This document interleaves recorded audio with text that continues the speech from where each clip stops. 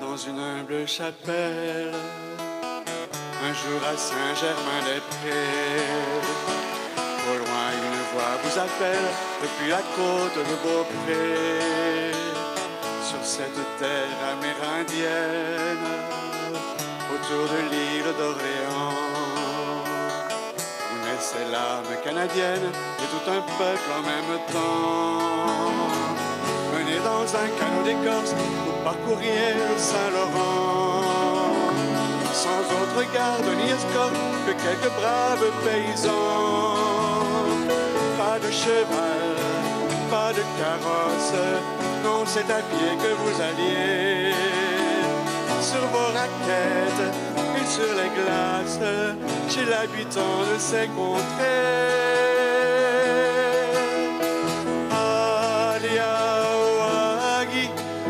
François de Laval, tout premier pasteur de notre peuple. Aliawagi, François de Laval, bien-aimé pasteur au cœur du peuple de chez nous.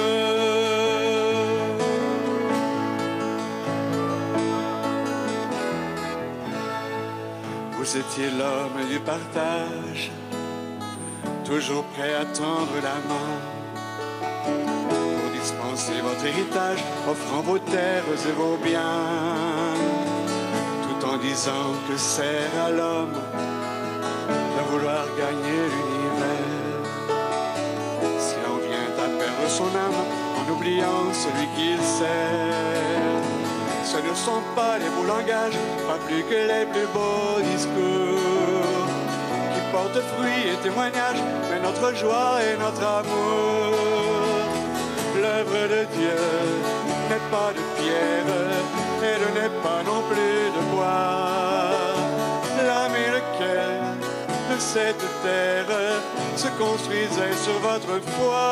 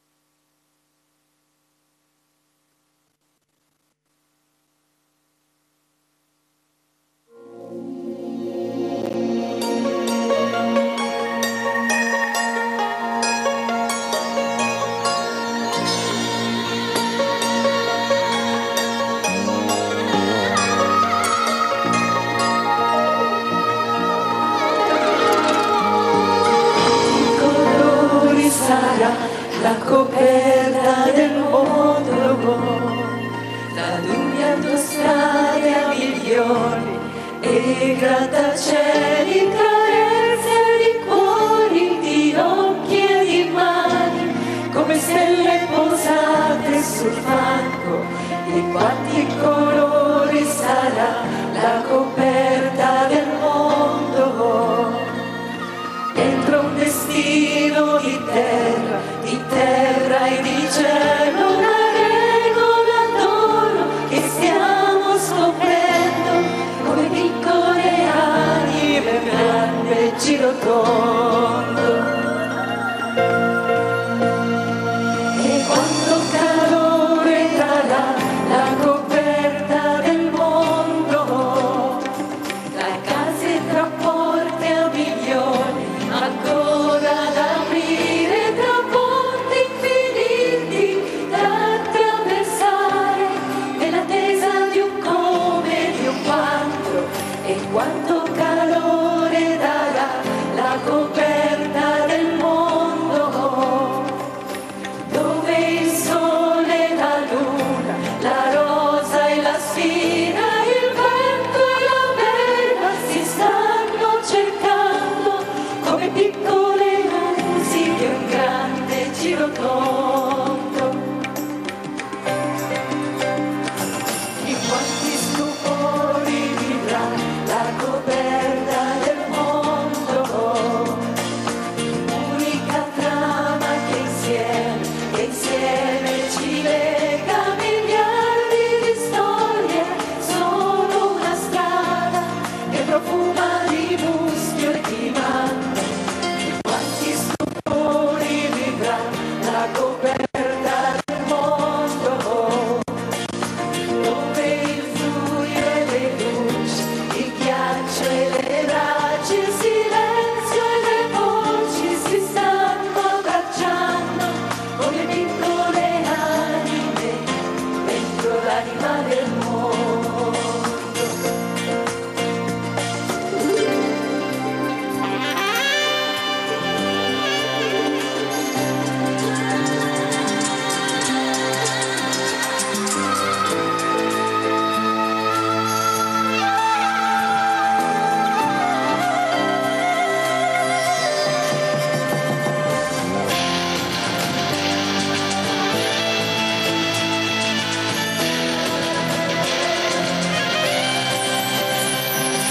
Quanti stupori vivrà la coperta del mondo, unica trama che insieme ci lega, miliardi di storie, solo una strada che profuma di muschio e di manto.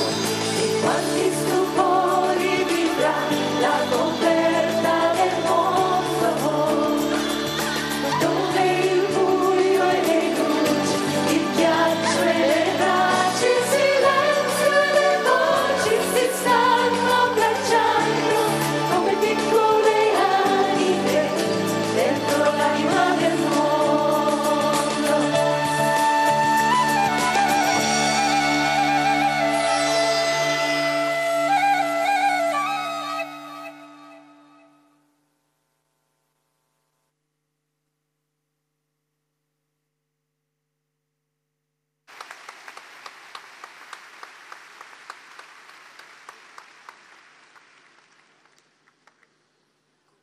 Chers frères et sœurs, durant les 2 dernières années, des jeunes, la préparation spirituelle au congrès eucharistique dans l'Église s'est cristallisée autour d'un symbole puissant, l'arche de la Nouvelle Alliance. Bénite par sa sainteté le pape Benoît XVI en 2006, elle a fait le tour de notre stimulant partout la ferveur eucharistique. Au terme d'un pèlerinage à pied de plus de 1000 kilomètres, l'arche est revenue dans son diocèse d'origine, le diocèse de Québec. Elle sera présente parmi nous tout au long du congrès. Accueillons-la aujourd'hui comme un signe de la convocation que le Christ nous adresse à nous rassembler autour de l'Eucharistie, don de Dieu pour la vie du monde.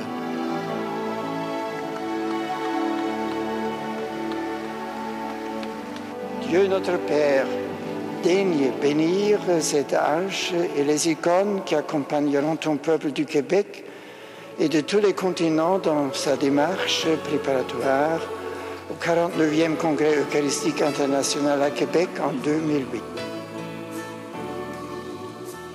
Par-delà les mers, par-delà les frontières, fais-leur savoir comment nous sommes.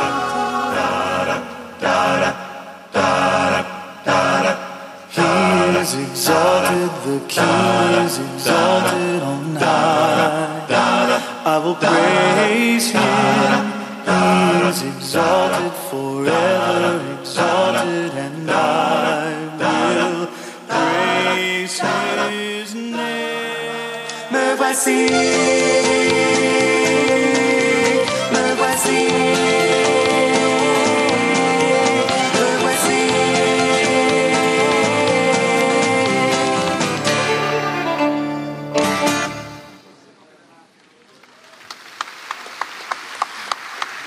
Au commencement était la parole, et la parole était auprès de Dieu, et la parole était Dieu.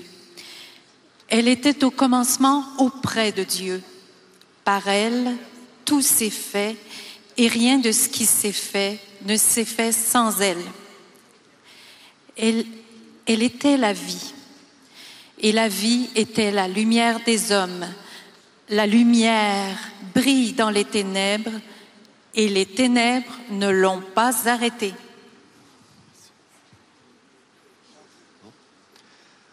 Quand Noé sortit de l'arche, qu'il avait faite sur l'ordre de Dieu, Dieu bénit Noé et ses fils. Il prit la parole et dit : Voici le signe de l'alliance que j'établis entre moi et vous, et avec tous les êtres vivants qui sont autour de vous, pour toutes les générations à venir. Je mets mon arc au milieu des nuages, pour qu'il soit le signe de l'alliance entre moi et la terre. En descendant de la montagne, Moïse vint rapporter au peuple toutes les paroles du Seigneur. Moïse prit la moitié du sang qu'il avait recueilli des sacrifices et il en aspergea l'autel. Il prit le livre de l'Alliance et en fit la lecture au peuple. Celui-ci répondit : Tout ce que le Seigneur a dit, nous le mettrons en pratique. Nous y obéirons. Moïse prit le reste du sang, en aspergea le peuple et dit : Voici le sang de l'alliance que, sur la base de toutes ces paroles, le Seigneur a conclu avec vous. Jésus prit alors une coupe. Il rendit grâce et dit : Prenez, partagez entre vous, car je vous le déclare, jamais plus désormais je ne boirai du fruit de la vigne, jusqu'à ce que vienne le règne de Dieu. Puis il prit du pain. Après avoir rendu grâce, il le rompit et le leur donna en disant : Ceci est mon corps, donné pour vous. Faites cela en mémoire de moi. Et pour la coupe, il fit de même à la fin du repas en disant : Cette coupe est la nouvelle alliance, en mon sang répandu pour vous. Il y eut un homme envoyé par Dieu. Son nom était Jean. Il était venu comme témoin pour rendre témoignage à la lumière, afin que tous croient par lui. Cet homme n'était pas la lumière, mais il était là pour lui rendre témoignage. La parole était la vraie lumière qui éclaire tout homme en venant dans le monde. Elle était dans le monde, elle par qui le monde s'était fait, mais le monde ne l'a pas reconnue. Elle est venue chez les siens, et les siens ne l'ont pas reçue.